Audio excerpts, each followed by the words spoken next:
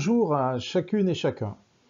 Je m'appelle Jacques Rodet et je suis l'enseignant-tuteur du cours d'ingénierie tutorale qui a été introduit dans le master sur ma proposition lors de sa deuxième session.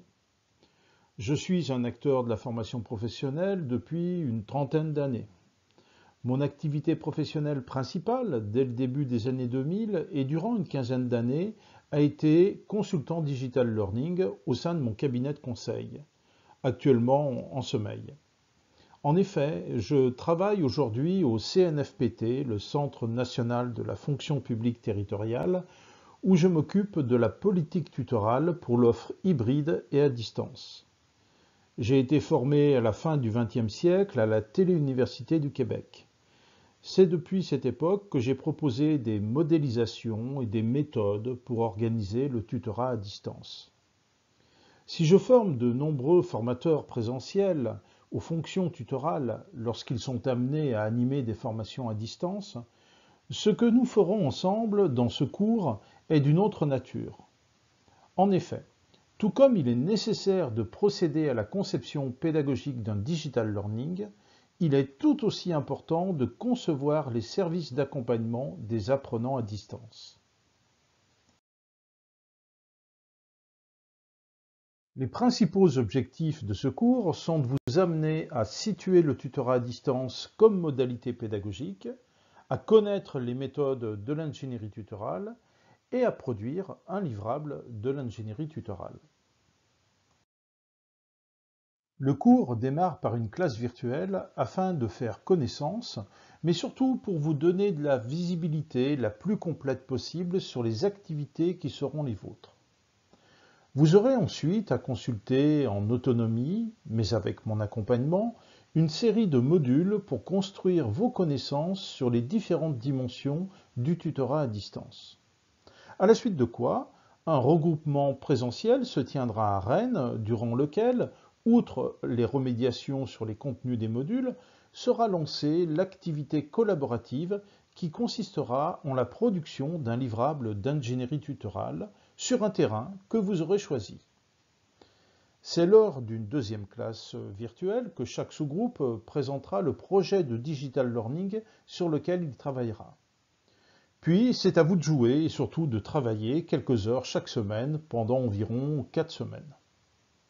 Le cours se termine par une classe virtuelle de mutualisation des livrables produits pour lesquels je vous fais préalablement parvenir une rétroaction, c'est-à-dire des commentaires détaillés et la note que vous aurez obtenue. Voici les modules que vous aurez à étudier.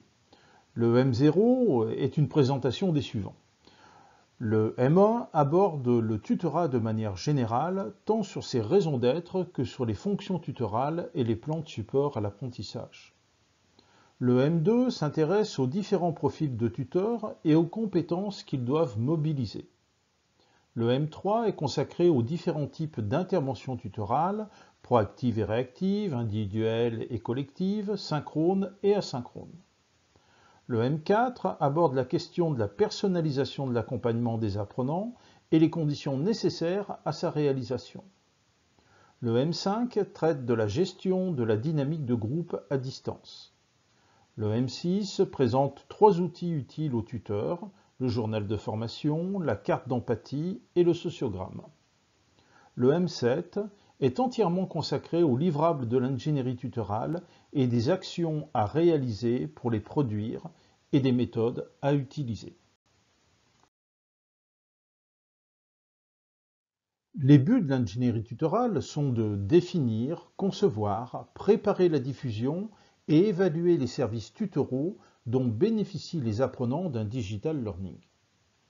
Le premier livrable, le système tutoral, permet d'analyser les besoins de soutien des apprenants, de les prioriser en fonction des contraintes contextuelles, de formuler les réponses tutorales aux besoins priorisés et d'identifier les profils de tuteurs qui prendront en charge les interventions en direction des apprenants.